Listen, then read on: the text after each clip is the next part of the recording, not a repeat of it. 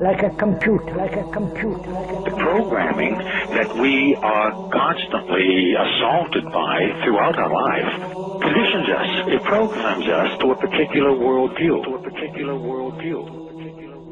Is they are absolutely propagandizing the world with all of their theses about the nature of the universe that we live in, where we come from, our origins, the origin of the universe, and so forth. The project is literally the secularization of the world, to completely strip the world from religious beliefs. This is the project, and that is why it is called Novus Ordo Seclorum, a new secular or worldly order.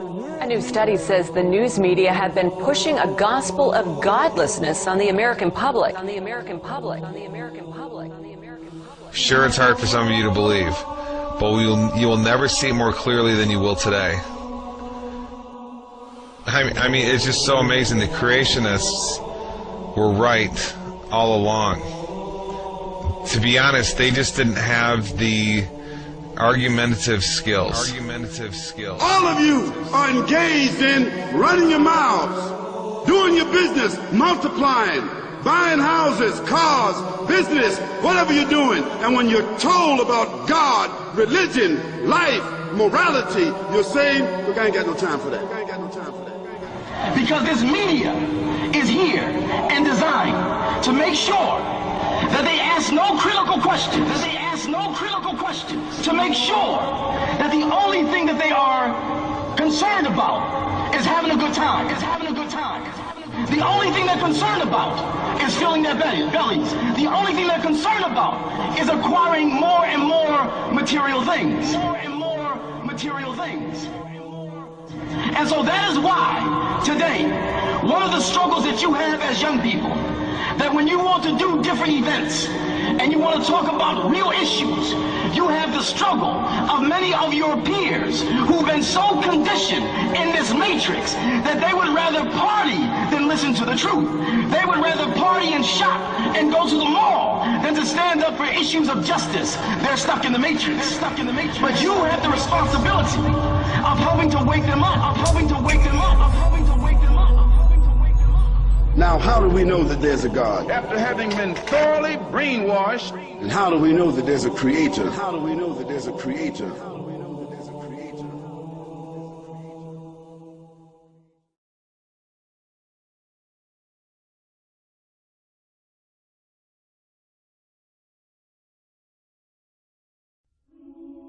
About 15 billion years ago, there were no stars in the sky. There wasn't even a sky. All that existed was the primordial fireball. Then, something happened. In a flash, everything suddenly expanded. This was how it all began. The first moment of existence. What we now call the Big Bang. At the beginning of the 20th century, scientists believed that the universe had always existed, that matter energy was infinite. It had always been around. The model is called the steady state model, because the model of the universe that it's been around forever basically doesn't change. The universe is steady state. But what happened in the last 100 years is that model has been blown away because of the evidence. Observations now suggest, as you all know, that the universe began some 12 to 15 billion years ago. The first evidence that the universe had a beginning is the expanding universe. Researchers wanted to believe in a universe that always was and always will be, eternal. But galaxies flying away from each other meant that once, long ago, they were clumped together. It meant something started them moving. The universe had a beginning. Today, it's called the Big Bang Theory. This was first discovered in 1929 by Edwin Hubble, and it's the first evidence that the universe had a beginning. The second evidence the universe had a beginning is the cosmic background radiation. The discovery of the cosmic background radiation was a fatal blow to those who wanted to believe in an eternal universe. The Big Bang proponents had won. Now, the final evidence for the origin of the universe is the relative abundance of light elements. It's very clear now that the universe had an origin, and scientists have become to accept this. In fact, the equations of general relativity that Einstein developed had an origin of the universe. When Einstein developed his equations of general relativity, they showed that there should be an expansion of the universe and an origin, and Einstein didn't like that. He added something called a cosmological constant, which he later realized was not there. When we saw that the universe was expanding, that there really was an origin, he threw out the cosmological constant. He said that that was the biggest mistake of his scientific career, was introducing that, was introducing that, was introducing that, was introducing that. But when this Big Bang model was first proposed in the early part of the 20th century, it was received with great skepticism by the scientific community. Because the scientific community knew that the Big Bang opened up the possibility of having a beginning and a creator and someone who began it.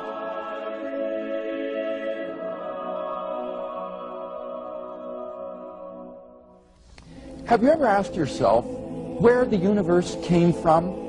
Why everything exists instead of just nothing? Typically, atheists have said that the universe is just eternal and uncaused. For example, Bertrand Russell, the famous atheist on a radio program, he said the universe is just there and that's all. But the astrophysical evidence indicates that the universe began to exist in a great explosion called the Big Bang 15 billion years ago. Most laymen do not appreciate that not only were all matter and energy created in that event, but physical space and time themselves. This is of utmost importance, for it implies, as the Cambridge astronomer Fred Hoyle points out, that the Big Bang theory requires the creation of the universe from nothing. Now, this tends to be very awkward for the atheist, for as Anthony Kenny of Oxford University urges, a proponent of the Big Bang theory, at least if he is an atheist, must believe that the universe came from nothing and by nothing. But surely that doesn't make sense. Out of nothing, nothing comes. Even atheist philosophers such as David Hume, he wrote in a letter, "I never asserted to absurd proposition as that anything might arise without a cause." Similarly, P.J. Zwart, in his publication About Time, said, "If there is anything we find inconceivable, it is that something could arise from nothing." So where did the universe come from? Why does the universe exist instead of just nothing? There must have been a cause which brought the universe into being. We can summarize our argument thus far as follows. Premise 1. Whatever begins to exist has a cause. 2. The universe began to exist. 3. Therefore, the universe has a cause. It doesn't mean it's God, doesn't mean it's Jesus, doesn't mean it's Allah, it doesn't mean anything. It just means there's a cause for the universe. So we ask another question, what is the nature of this cause?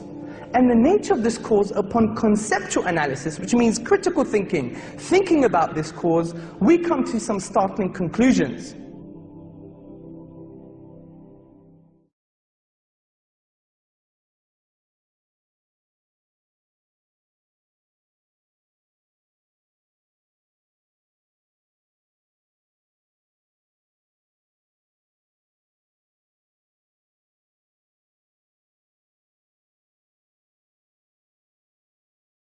So the cause of the universe must be immaterial beyond space and time. Beyond space and time.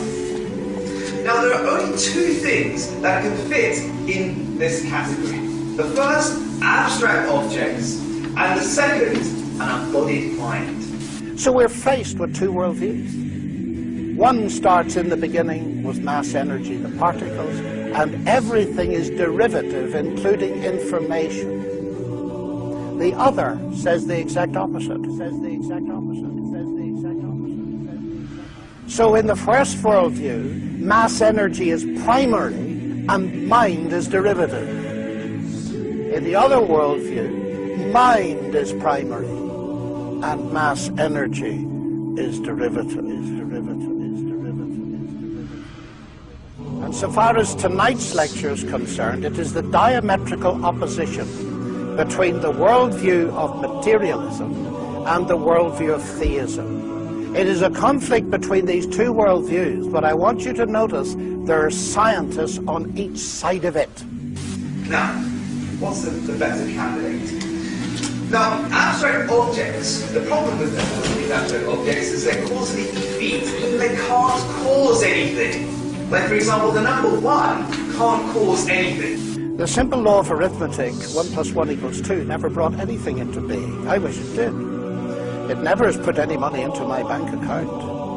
If I put £1,000 into the bank today and later another £1,000, the laws of arithmetic will rationally explain how it is that I now have £2,000 in the bank. But if I never put any money into the bank myself and simply leave it to the laws of arithmetic to bring money into being, I shall be permanently bankrupt. C.S. Lewis, with usual brilliance, grasped this years ago. The laws of nature produce no events. They state the pattern to which every event, if only it can be induced to happen, must conform. Just as the rules of arithmetic state the pattern to which all transactions with money must conform, if only you can get a hold of any money. Thus, in one sense, the laws of nature cover the whole field of space and time. In another, what they leave out is precisely the whole real universe. The incessant torrent of actual events, which makes up true history, that must come from somewhere else. To think the laws can produce it is like thinking that you can create real money by simply doing sums. For every law says in the last resort, if you have A, then you will get B. But first catch your A. The laws will not do it for you. Now, scientists love developing theories involving mathematical laws to describe natural phenomena, which enable them to make predictions, and they've done it with spectacular success. But most are aware, I think, that on their own the theories and laws that they found cannot create anything, let alone a universe. Yet Hawking seems to think they did. Professor Stephen Hawking says that modern science has established there was no need for God in the creation of the universe. In a new book, Hawking suggests that a theoretical framework known as M-theory can explain how the Big Bang was an inevitable consequence of the laws of physics. According to him, it is the laws of physics, not the will of God, that provide the real explanation as to how the universe came into being. The Big Bang, he argues, was the inevitable consequence of these laws. I quote, "Because there is a law such as gravity, the universe can and will create itself from nothing." Now, a supernatural being, or God, is an agent who does something. Dismissing such an agent, Hawking ascribes creative power to physical law. But physical law is not an agent. Hawking, it seems to me, is making a classical category mistake by confusing two entirely different kinds of entity: physical law and personal agency. Our physical laws are a description, usually mathematical, of what normally happens under certain given conditions. This is surely obvious from the very first example that Hawking gives in his book. The sun rises in the east. But this law does not create the sun, nor the planet Earth with east and west. It is descriptive and predictive, but not creative.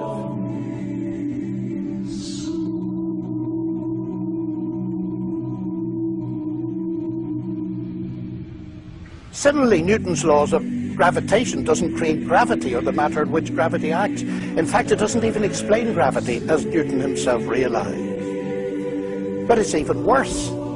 The laws of physics cannot even cause anything to happen.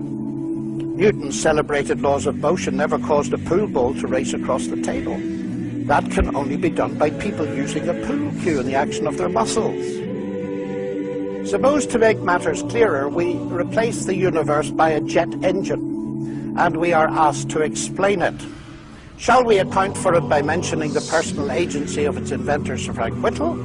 Or shall we, following Hawking, dismiss personal agency and explain the jet engine by saying it arose naturally from physical law? Now, this would be absurd.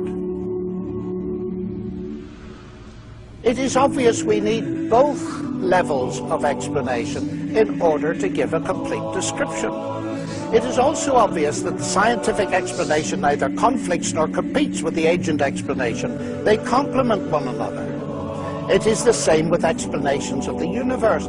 God does not conflict or compete with the laws of physics as an explanation. God is actually the ground of all explanation, in the sense that he is the ultimate cause in the first place of there being a world for the laws of physics to describe. Now, there's more to this, because the laws of physics can explain how the jet engine works, but not how it came to exist in the first place. Jet engine needed the intelligence and creative engineering work of Whittle. Indeed, come to think of it, the laws of physics plus Frank Whittle could not actually produce a jet engine on their own. There also needed to be some material subject to those laws that could be worked on by Whittle. Matter, ladies and gentlemen, may be humble stuff, but it is not produced by laws. I submit to you that the world of strict naturalism, in which clever mathematical laws all by themselves bring the universe and life into existence, is pure science fiction. Pure science fiction. Now, Hawking here echoes Peter Atkins, a colleague at Oxford, a well-known atheist who believes that space-time generates its own dust in the process of its own self-assembly. Atkins dubs this the cosmic bootstrap principle, referring to the self-contradictory idea of a person lifting himself by pulling on his own bootlaces. Philosopher of religion Keith Ward is surely right to say that Atkins' view of the universe is as blatantly self-contradictory as the name he gives to it, pointing out that it is logically impossible for a cause to bring about some effect without already being in existence. Ward concludes, between the hypothesis of God and the hypothesis of a cosmic bootstrap, there's no competition. There's no competition. There's no competition. We were always right to think that persons or universes who seek to pull themselves up by their own bootstraps are forever doomed to failure. What perhaps all this goes to show is that nonsense remains nonsense even when talked by world-famous scientists. So the only alternative is an embodied mind, what theists call God. An embodied mind, immaterial, outside time and space.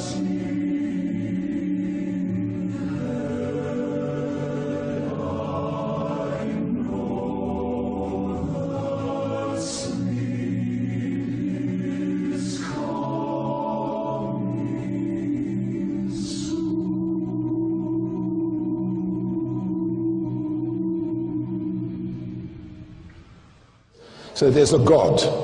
Then you have to say, but sorry, where did God come from? It's not a question I hear often answered. In order to recognize that an explanation is the best, you don't have to have an explanation of the explanation. In order to recognize that an explanation is the best, you don't have to be able to explain the explanation. Folks, this is an elementary point in the philosophy of science.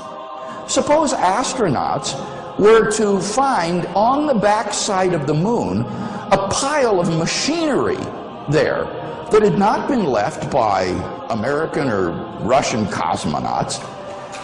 What would be the best explanation for that machinery? Well, clearly it would be some sort of extraterrestrial intelligence that had left the machinery there. And you don't have to have an explanation of who these extraterrestrials were or came from or how they got there or anything of that sort in order to recognize that the best explanation of this machinery is intelligent design. In order to recognize an explanation as the best, you don't have to have an explanation of the explanation. In fact, when you think about it, requiring that would immediately lead to an infinite regress of explanations. You would need an explanation of the explanation, But in order to recognize that as best, you need an explanation of the explanation of the explanation, and then an explanation of the explanation of the explanation of the explanation. And so that nothing could ever be explained. One of the outdated philosophical cliches, in my opinion, is that, well, who created God? We hear that all the time, and they think it's a baseball bat against the theists. But it's made of sponge. And let me tell you why. If we say, what caused the cause that caused the universe, then let's continue. What caused the cause that caused the cause that caused the universe? Let's continue. Then what caused the cause that caused the cause that caused the cause that caused the universe? Let's carry on. Then what caused the cause that caused the cause that caused the cause that caused? And that goes on and on and on backwards. But at one point, I have to have an uncaused cause, or there would be nothing in existence today. Think of a string of dominoes. You have a domino that knocks over a domino that knocks over a domino. I have to have a first domino, or that string of falling could never start. So in essence, to claim who created God or what caused the cause of the universe is equivalent of saying that we don't have a universe. That we don't have a universe. Remember the premises of the argument I gave. Everything that begins to exist has a cause. Something cannot come into being out of nothing. But if something is eternal and timeless, then it doesn't fall under that first premise. It doesn't need a cause. And the concept of God is the concept of an eternal, self-existent, necessary being, and therefore the answer is simply that God is uncaused. He is self-existent. Dear Dr. Craig, one of the objections which has been raised is the first law of thermodynamics, the rule that matter and energy can only be rearranged, or in other words, that matter is neither being created nor destroyed. Yeah. What's funny about this objection is that this is not an objection to the existence of God. This would be an objection to the Big Bang theory of the origin of the universe. It would show that the Big Bang theory of the origin of the universe is false, because according to that theory, all matter and energy, even space and time themselves, came into being at the moment of the Big Bang, and are therefore not eternal. They haven't always been there in the past. So if these fellows were right, all contemporary cosmologists who believe in the Big Bang theory of the origin of the universe would be contradicting the laws of thermodynamics, and that's hardly the case. Why? Well, because the laws of thermodynamics, in particular the law of the conservation of matter and energy, only applies once the universe comes into being. It applies at every moment, at every time, and every point in the universe. But it doesn't apply to the origin of the universe itself. And that's why cosmologists don't consider that the law of conservation of energy and mass is violated by the Big Bang theory of the origin of the universe.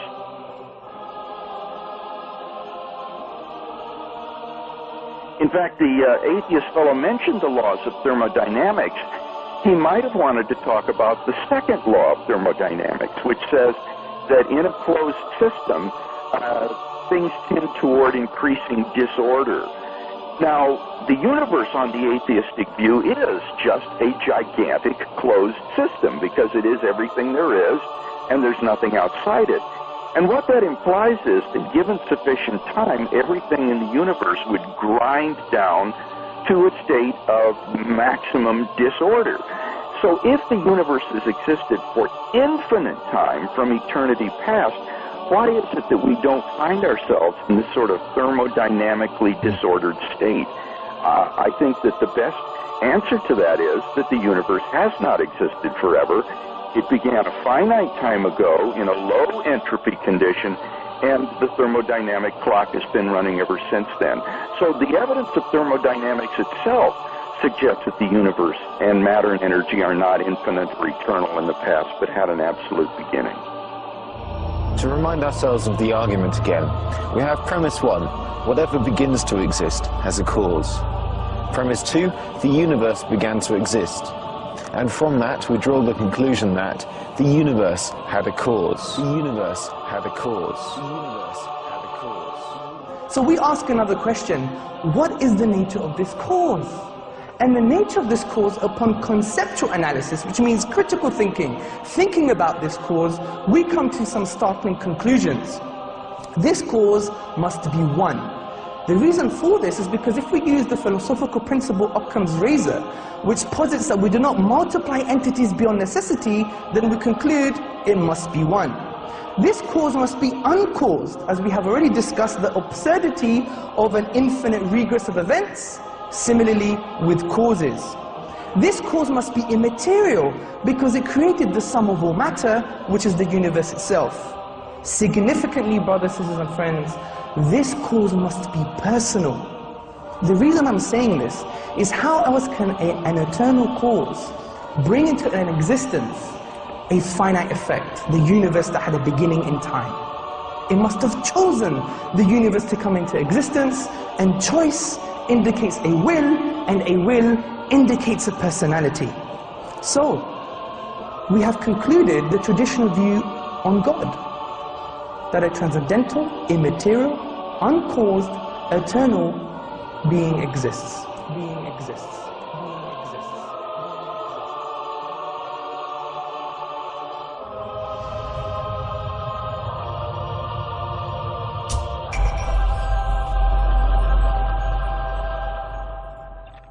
Some strange results have come up in about the last 20, 30 years, particularly in astronomy and also in quantum physics, which suggests that the universe actually may have a purpose, and some physicists are now suggesting it does have a purpose. And this has come out of some findings about the some of the fundamental numbers in atomic physics. During the past 40 years, scientists have determined the relative strengths of each of these primary laws and forces. These strengths are so critically balanced, they are often described as being finely tuned. These are numbers like the mass, the weight of an electron, the weight of a quark, the strength of gravity, the strength of the electromagnetic field. About 20 numbers that describe those and other parameters, features of our world, but nobody knows why it is that those numbers have the particular values that they do. Now, you could easily say, yeah, who really cares? You change the mass of the electron by a little bit more, a little bit less. Does it really matter? And the answer is it does.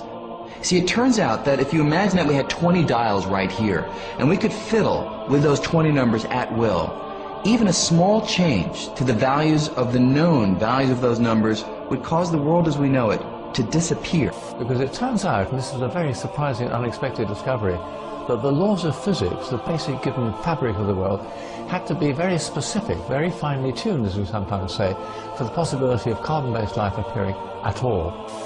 For example, the strengths of the other forces are all important, the masses of the various subatomic particles. Now, this is one of a long list of properties in underlying physics that seem to be prerequisites for a universe with life. If all of these things were even a little bit different, then life, certainly life as we know it, could not exist. It's a very surprising conclusion, but it's true, and all scientists will acknowledge that's the case. Bernard Carr is a cosmologist and studies how the laws of physics operate in the universe. He says that the laws of nature are so finely tuned to enable complex life to exist that it is extremely unlikely that this could have happened by chance. Such fine-tuning, Carr believes, at least raises the possibility of a tuner. This is a diagram, it's called the pyramid of complexity, and what we've got here, we've got the different levels of structure in the universe, and at the bottom we've got the things like quarks that make up the atoms, and the atoms build up to make molecules, the molecules build up to make living cells, the cells make organisms, and eventually we end up with brains and consciousness. It's rather hard to estimate what the probability is, but it was clearly very, very unlikely that those fine-tunings which allowed this pyramid of complexity to arise would be there. A very simple and central example is the question of where does carbon come from? The very early universe doesn't make any carbon. It's very simple, it only makes simple things. Hydrogen and helium, and they're pretty boring in terms of chemistry. Now, where does carbon come from? There's only one place in the whole universe where carbon is made, and it's in the interior nuclear furnaces of the stars. We are people of stardust, made of the ashes of dead stars. And it turns out that the process by which carbon is made inside the stars It's an extraordinarily delicate process. In fact, it looks at first sight as though it couldn't happen at all. It's only possible because there's a very large enhancement effect called a resonance in the tray, which makes it go much quicker than we might have expected. And that resonance is there because the laws of nuclear physics take a very specific form. If they were a little bit different, either there would be no resonance or it would be in the wrong place at the wrong energy. That's a very striking example of how finely tuned the universe has to be for us to be inhabitants of it. The fine-tunings, how fine-tuned are they? Most of them are 1% sort of things. In other words, if a thing is 1% different, everything is bad. And a physicist could say, maybe those are just luck. On the other hand, this cosmological constant is tuned to 1 part and 10 to the 120, 120 decimal places. Nobody thinks that's accidental. That is not a reasonable idea, that something is tuned to 120 decimal places just by accident. That's the most extreme example of fine-tuning. No force in the history of cosmology has ever been discovered to be that finely tuned. The cosmological constant needs to be set to 1 part in a trillion, trillion, trillion, trillion, trillion, trillion, trillion, trillion, trillion, trillion. Otherwise the universe would be so drastically different that it would be impossible for us to evolve. That the cosmological constant arrived at such a tiny value by chance seemed to be out of the question. Ils sont nombreux à dire que finalement, quand on regarde l'univers, surtout à l'origine, eh bien on constate qu'il ne peut pas être né par hasard, et que le hasard n'a aucun rôle, et que plus on remonte loin dans le temps, donc plus on remonte vers le Big Bang, plus on trouve un univers qui est ordonné, réglé, ajusté. For example, if we go back to say 1 second after the Big Bang, at that point the expansion rate and the mass density have to have been adjusted to each other just right so that the universe is just at this critical point. If the universe at that point were expanding just 1 part in the 15th decimal place faster, the universe would have flown apart without galaxies ever having had a chance to form. On the other hand, if the expansion rate were just a little slower than what we think by change of 1 in the 15th decimal place, then the universe would in fact have expanded to a maximum size and collapsed. We would never have even reached the time in the universe in which we're living. Alors, ajuster comment? Eh bien, il existe ce qu'on appelle des paramètres cosmologiques. Ce sont des grandes constantes, la constante de la vitesse de la lumière, par exemple, qui fait 300 000 km à la seconde, 7 fois donc le tour de la Terre en 1 seconde. Il y a la constante de gravitation. Ce sont des chiffres, des données chiffrées, avec un zéro, une virgule, et puis parfois des dizaines de décimales derrière la virgule. Eh bien, si on changeait simplement une seule de ces décimales sur une seule de ces 20 constantes, l'univers ne pourrait pas apparaître. Eh bien, ça signifie que le hasard n'a aucun rôle à jouer à l'origine de l'univers. How did this come about, this rather terrific luck? Of course, one of the first explanations that comes to mind is that there was a tuner or a creator, or if you like, God. And obviously for people of a theological disposition, the idea that the fine-tuning is evidence of God, of course, is wonderful.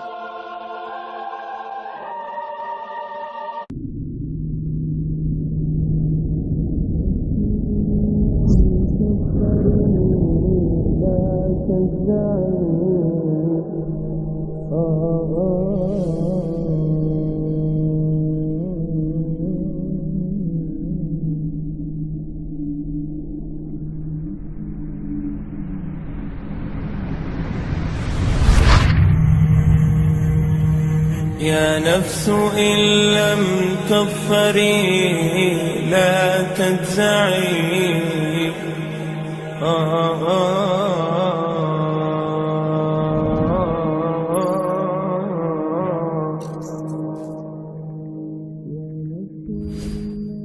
Consider this beautiful painting of nature. If I told you that some ink randomly fell onto the paper and made it by chance, how crazy would you think I was? You would instantly deny this and tell me that a painter designed it. If something like a painting must have a designer, how about something far more complex like the universe?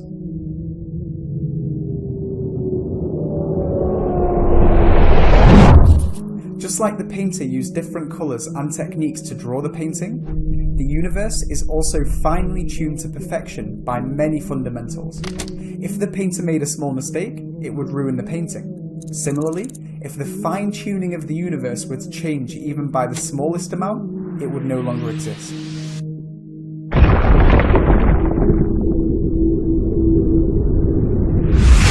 Just like it is almost impossible to accidentally produce this painting, the odds are almost infinitely more impossible for the universe to accidentally come into existence.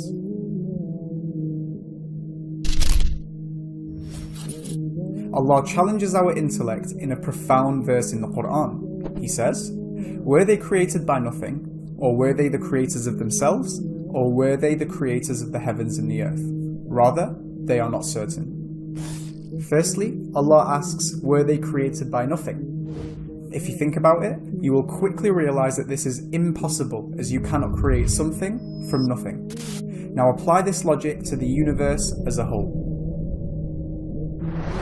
Then Allah asks, were they the creators of themselves? For you to create yourself, you have to already exist before you were born to create yourself, which is also impossible. Now apply this same logic to the universe. Since the universe has a beginning, it could not have created itself. Finally, Allah concludes by saying, or were they the creators of the heavens and the earth? 2 points. Firstly, the universe existed billions of years before us, and to create something that existed before we were even born is impossible. Secondly, the universe is far, far greater than us. Look at the most impressive human inventions and you'll find that they're nothing compared to even a fly.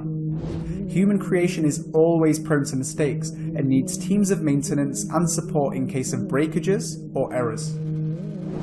If something as trivial as software needs maintenance, who then is maintaining the universe?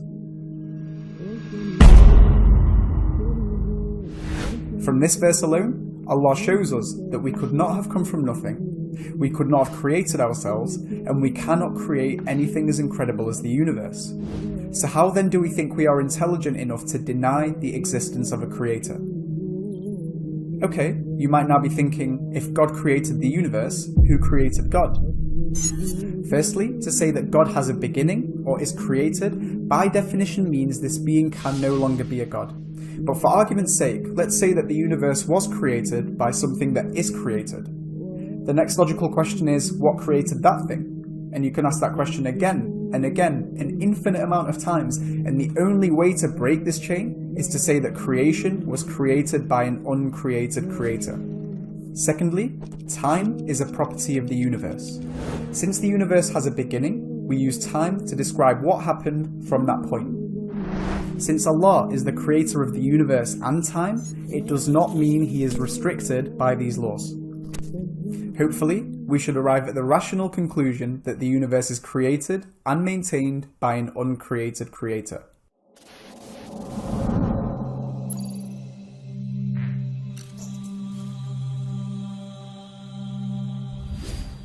Generally, there's one person in charge. There's one captain of a ship and one king of a country. Imagine you're driving a car and both you and the person next to you have a steering wheel.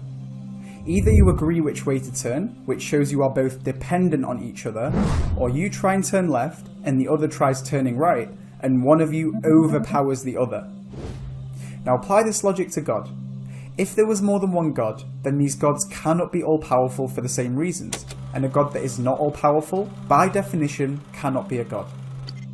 Just imagine if there were two kings running a country. There would be chaos, and amazingly, Allah directly addresses this in the Quran. He says, had there been other gods besides Allah, they both would have been destroyed. In Islam, one of Allah's names is Al-Qahhar, the one that overpowers. He doesn't answer to anything or anyone, and His will is imposing. The biggest proof that there is only one God is the fact that there is balance in the universe. The laws of physics are consistent, the sky is always blue, and gravity is always the same.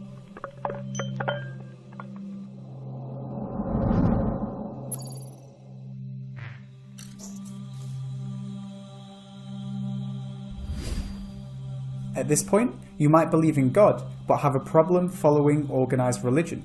I mean, why should you be restricted to a specific way of life, right?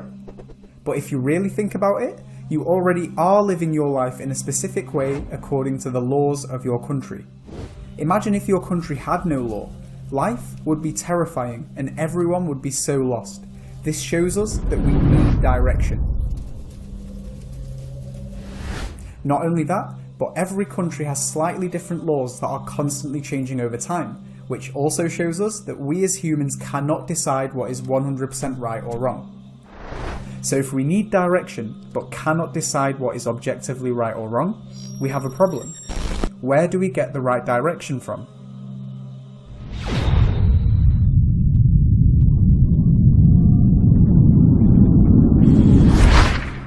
Imagine if I gave you a car and you'd never seen one before. Guessing what to put in the fuel tank and what buttons to press is not good enough, but referring to the instruction manual provided by the manufacturer, we will know exactly how to drive the car. In the exact same way, if I want to know why am I here, where am I going, what is my purpose, I must refer to the revelation provided by the Creator.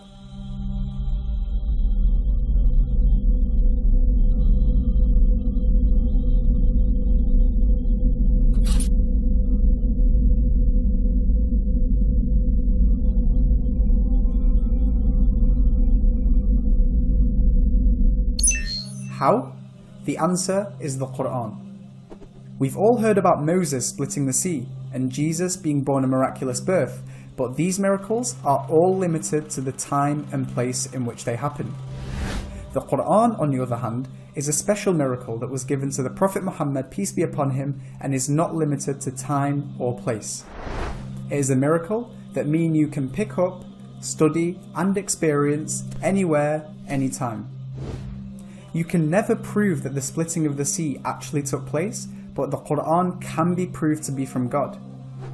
It is a book like no other book, a speech like no other speech, and this can be shown in so many ways. For example, Allah predicted its preservation from the beginning. More than 1,400 years have passed, and the Quran remains in its original language completely unchanged. Since Muslims claim the Quran is the direct word of God, any changes, even if it was a single letter, would instantly falsify this claim. Allah challenges the reader to look for contradictions if they think the Quran is man-made. What we find is that the message is 100% consistent with absolutely no contradictions. Allah also told us that He would make the Quran easy to learn. Today, millions of people around the world have the Quran stored in memory. Every single generation since the Quran was revealed has had memorizers, making it the only book in history to have passed down in both human memory and written form. If all books were to just disappear, the only one that would be back in a day is the Quran. Amazingly, Allah told us that when people listen to the Quran being recited, they are impacted and you see them start to cry. Thanks to YouTube, we can see this happening with our own eyes. You see people who aren't even Muslim and don't even understand the language breaking down into tears. Even those who recite occasionally cry. What other speech can do this?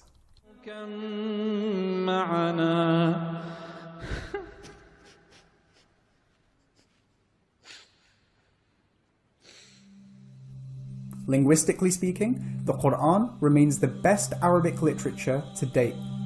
Since Arabic is arguably the most eloquent language to ever exist, this makes the Quran the most eloquent speech in the most eloquent language in history.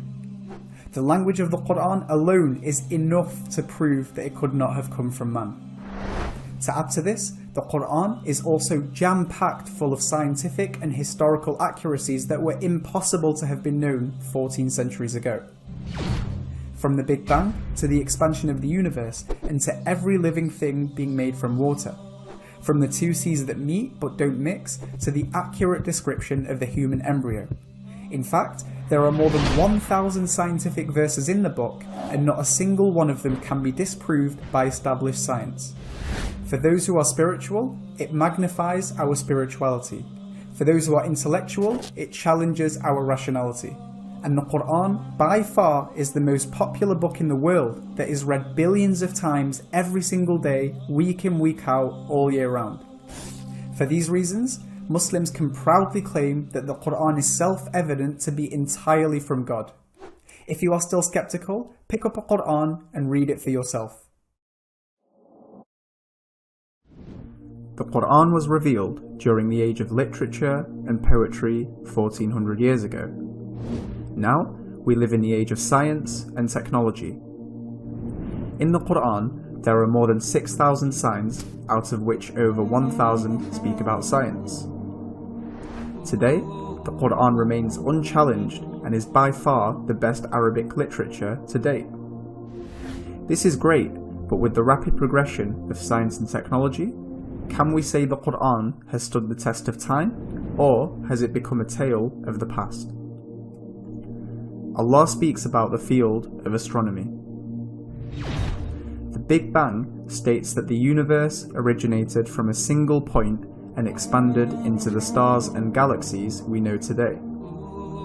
Way before this theory, the Quran says, "Have those who disbelieved not considered that the heavens and the earth were joined together as one entity, then we separated them?" Similarly, the expansion of the universe can also be found in the Quran, along with all celestial bodies in orbit and planets alternating night and day.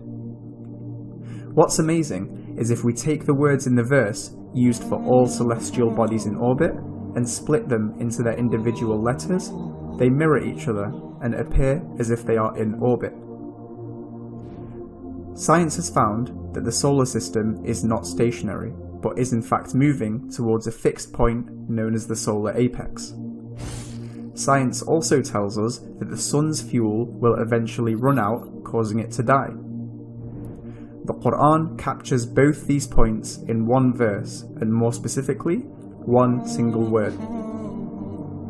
Without the atmosphere, life on Earth would not be possible. It shields us from tons of small meteorites showering the Earth every single day, and it filters out harmful radiation that would otherwise cause severe genetic damage. Saying that, the Quran refers to the sky as a protected ceiling. Allah speaks about the field of oceanology. Specifically, Allah talks about two seas that meet, one fresh and sweet, and one salty and bitter, and between them is a barrier. William Hay, a famous marine scientist, explained that these two seas have varying temperature, density, and salinity. When water from one sea passes to the other, it becomes homogenized, resulting in what the Quran refers to as the forbidding barrier. The Quran talks about the darkness in the depths of vast, deep oceans, where if a man stretches out his hand, he can hardly see it. Without modern equipment, the deepest a human can dive is about 20 meters. Only after 200 meters is sunlight absorbed rapidly, and the Quran said this way before any equipment 1400 years ago. Allah speaks about the field of geology. Frank Press, a famous geophysicist, highlighted the importance of mountains in stabilizing the Earth's crust from shaking. The Quran specifically mentions this. Thanks to modern technology, we have found that mountains are typically much deeper than they are high. Think of tent pegs. They are pushed deep into the ground to stop the tent from flying away, and you only see a small part of it on the outside. Amazingly, the Quran refers to mountains as pegs. Allah speaks about the field of biology. In just a few lines, the Quran gives a description of how the human is formed, which science has proved is in the correct chronological order. Particularly, Allah describes the embryo using the word alaqa, which has three separate meanings when translated. 1. A blood clot, 2. Something that clings, and 3. A leech. The first two meanings, without a doubt, resemble the embryo accurately, but a leech? Here is an image of an embryo next to a leech. Here is an X-ray of an embryo next to the internal structure of a leech. And here are microscopic images of the head of an embryo and the back end of a leech. To top this off, these verses end with Allah saying, "We brought it forth as another creation." With great advancements in science, we now know that the initial stages of development in many animals are strikingly similar. Today, science has shown that gender is determined by a pair of sex chromosomes where XX is for females and XY is for males. It is the sperm that carries the genetic information for X or Y, whilst the female egg can only carry X, and the Quran specifically summarizes this. In the Quran, Allah says that every living thing has been made from water. Because of the cytoplasm in cells, 70% of the human body is made up of water. Consider this. Allah mentions that He created all pairs, but amazingly, He says from that which they do not know. Only recently, we are discovering more of nature is found in pairs, as Allah says. The Quran states that every living thing, whether on the earth, in the earth, or in the sky, is found in communities. As you know, there are thousands of documentaries that are widely available that show just how fascinating animals are in their communities. In the Quran, Allah quotes a conversation between ants. In these verses, they tell each other to hide so that they aren't crushed by the people walking by. For centuries, people mocked these verses, calling them a fairy tale in which ants speak to each other. We now know that ants are a lot more similar to humans than most animals. For example, they bury their dead, they have marketplaces where they exchange goods, and they occasionally meet for a chat. They have advanced communication methods, and in the workplace, they have sophisticated division of labour from managers to supervisors to workers. In just 2 verses, Allah tells us many things about the bee. Worker bees that gather pollen and make the honey are actually females. Male bees do not make honey. In these verses, the verbs used for worker bees are female. In these same verses, Allah tells us that honey comes from the belly of the bee, which science has confirmed. Additionally, the word used for belly is plural, meaning more than one. Science now tells us that bees have 2 stomachs. Again, in these verses, Allah tells us that honey is a healing for the people. Today, we now know that honey has medicinal and antiseptic properties. These are such subtle details, but have proven 100% accurate.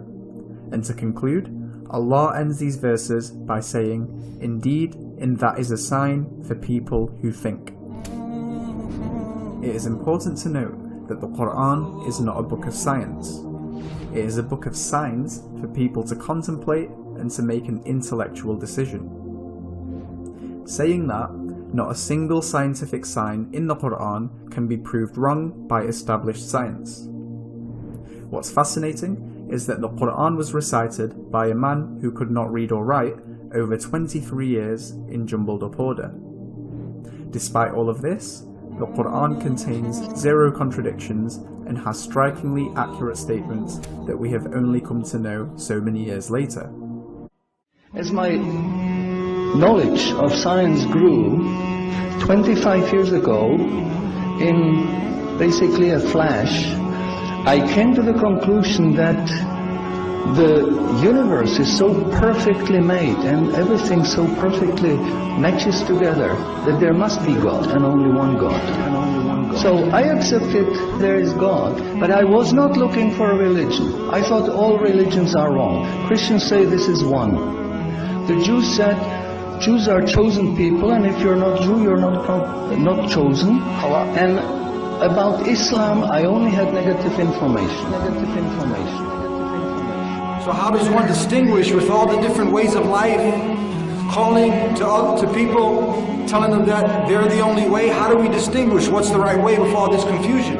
First of all, let's get this straight. It has to be really easy to tell if Islam is a true religion or a fake religion.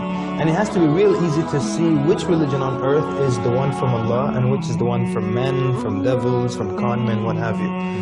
It can't be that the one true religion from Allah, that's genuinely from God, is going to look exactly and not discernible from the one that's from devils, the one that's written by men or made up by men or altered by men, and I can't tell which is the one authored by Allah and which is the one authored by people. It can't be. But then he finished the sentence. He said, I'll go to your faith. It's better than my faith, but you'll need proof.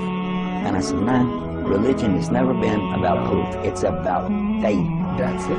That's what religion is. He said, in Islam, we have both. We have proof and faith. We have both. We have proof and faith. We have both. We have proof and faith. So different people from different religions used to knock on my door. And once the discussions got down to evidence, they had no answers. And that wasn't going to fly with me. And then I discovered Islam. And shortly after, I became Muslim. 1,400 years ago, when the world was immersed in darkness, the Quran was revealed, which brought light to a beleaguered world.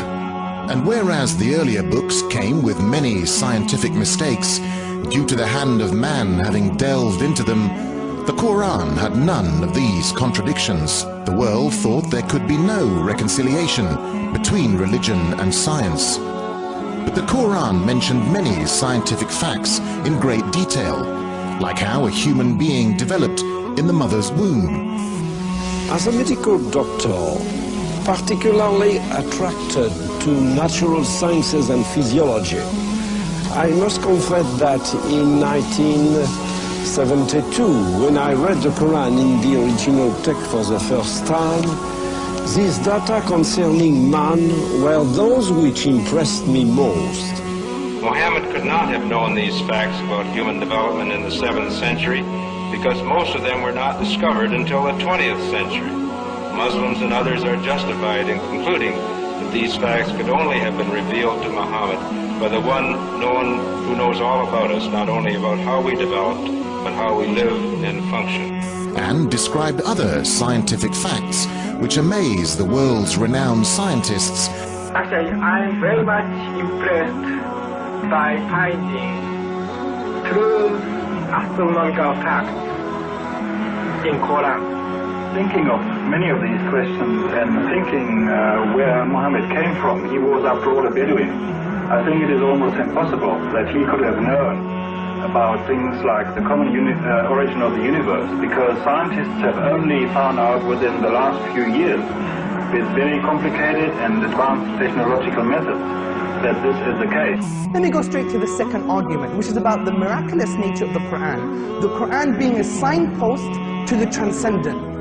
What I mean by this is that the Quran can only be best explained by the fact that it is a divine book. And I'm going to use the inimitability of the Quran for this. Now, what do I mean by inimitability? What I mean by inimitability is that the Quran cannot be emulated, reproduced, matched or copied with regards to its literary and linguistic features. But since Prophet Muhammad, peace be upon him, is the last messenger that was sent to mankind, isn't it fair that his message, the miracle that came with him and his message be preserved till the end of time? So that humans can still make that judgment call whether this miracle and message is in fact man-made or divine. Man-made or divine. Man-made. And then when I was maybe about 1/3 in Quran, I remember telling my wife, you know, this Muhammad, he must have been a very smart, very intelligent man, because this book is very clear, very logical, very easy to follow, and there are no contradictions. But then as I read later, I suddenly saw a scientific fact which I knew was only discovered in the 20th century. So immediately I saw that Muhammad is not the author of the Quran. That Muhammad is a messenger sent by God to give the Quran to mankind. Muhammad is a messenger sent by God to give the Quran to mankind.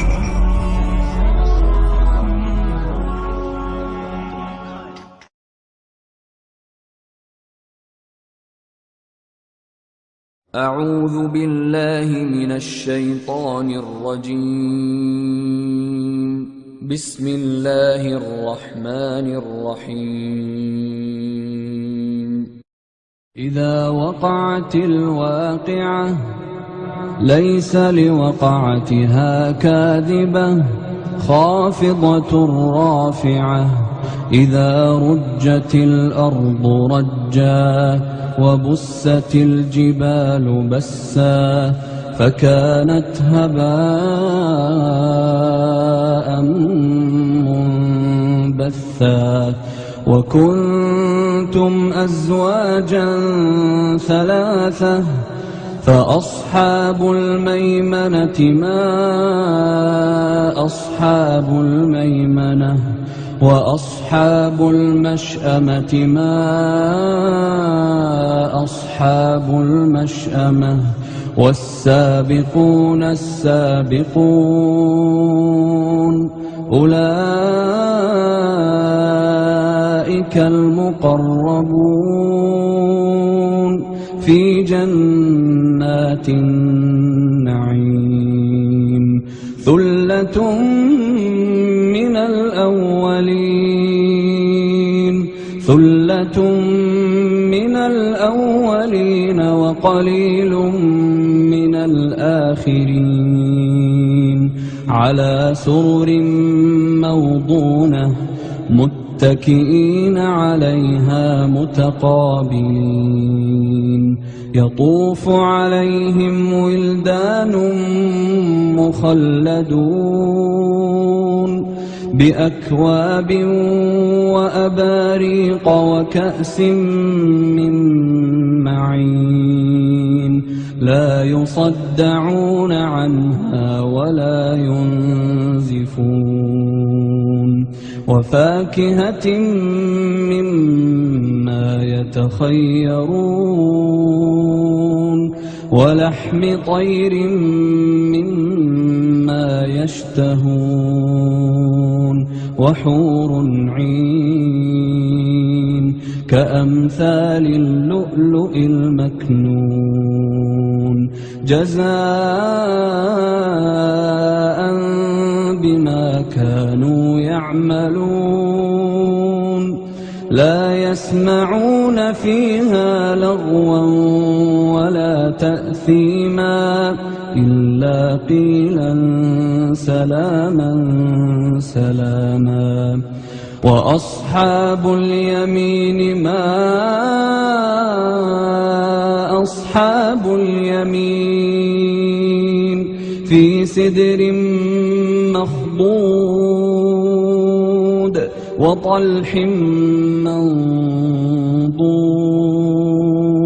وظل ممدود وماء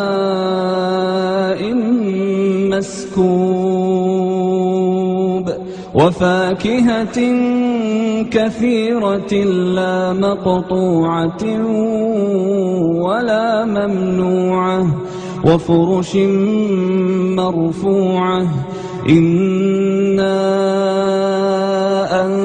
أنشأناهن إنشاء فجعلناهن أبكارا عربا أترابا لأصحاب اليمين ثلة من الأولين وثلة من الآخرين وأصحاب الشمال ما أصحاب الشمال في سموم وحميم وظل من يحموم لا بارد ولا كريم إنهم كانوا قبل ذلك مترفين وكانوا يصرون على الحنث العظيم وكانوا يقولون وكانوا يقولون أئذا متنا وكنا ترابا وعظاما أئنا لمبعوثون أو آباؤنا الأولون قل إن الأولين والآخرين لمجموعون قل إن الأولين والآخرين لمجموعون إلى ميقات يوم معلوم ثم إنكم أيها الضالون المكذبون لآكلون من شجر من زقوم فمالئون منها البطون فشاربون عليه من الحميم فشاربون شرب الهيم هذا نزلهم يوم الدين نحن خلقناكم فلولا تصدقون أفرأيتم ما تمنون أأنتم تخلقونه أم نحن الخالقون نحن قدرنا بينكم الموت وما نحن بمسبوقين على أن نبدل أمثالكم وننشئكم فيما لا تعلمون ولقد علمتم النشأة الأولى فلولا تذكرون أفرأيتم ما تحرثون أأنتم تزرعونه أم نحن الزارعون لو نشاء لجعلناه حطاما فظلتم تفكهون إنا لمغرمون بل نحن محرومون أفرأيتم الماء الذي تشربون أأنتم أنزلتموه من المزن أم نحن المنزلون لو نشاء جعلناه أجاجا فلولا تشكرون أفرأيتم النار التي تورون أأنتم أنشأتم شجرتها أم نحن المنشئون نحن جعلناها تذكرة ومتاعا للمقوين فسبح باسم ربك العظيم ألا أقسم بمواقع النجوم وإنه لقسم لو تعلمون عظيم إنه لقرآن كريم في كتاب مكنون لا يمسه إلا المطهرون تنزيل من رب العالمين أفبهذا الحديث أنتم مدهنون وتجعلون رزقكم أنكم تكذبون فلولا إذا بلغت الحلقوم وأنتم حينئذ تنظرون ونحن أقرب إليه منكم ولكن لا تبصرون فلولا إن كنتم غير مدينين ترجعونها إن كنتم صادقين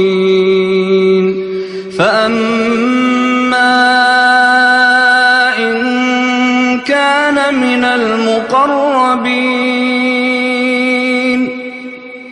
فروح وريحان وجنة نعيم وأما إن كان من أصحاب اليمين فسلام لك من أصحاب اليمين وأما إن كان من المكذبين الضالين